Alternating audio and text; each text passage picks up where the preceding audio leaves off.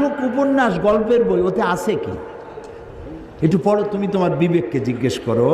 যত বড় লেখক, আমি নাম নেব না কোনো লেখকের, বহুত বড় বড় লেখক আছে, তাদের লেখা নভেল, নাটক ইত্যাদি, এত বড় বড় বই, রচনাবলী, এগুলো পড়ে, ওর মধ্যে আছে কি?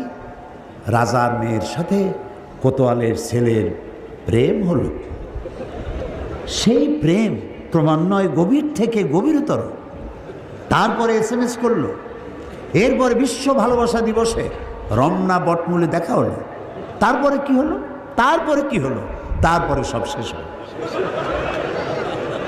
এটা একটা রোমান্স, একটা রোমান্স। পয়সা খরচ করে যে বইটা পড়লা, কি শিখলে?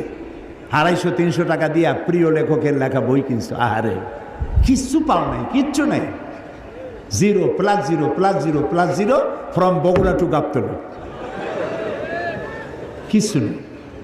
আর কোরআন শরীফ পড়ো, প্রত্যেকটা লাইন তোমাকে সোনার টুকরা বানায় দেবে। আহারে কোরআন শরীফ।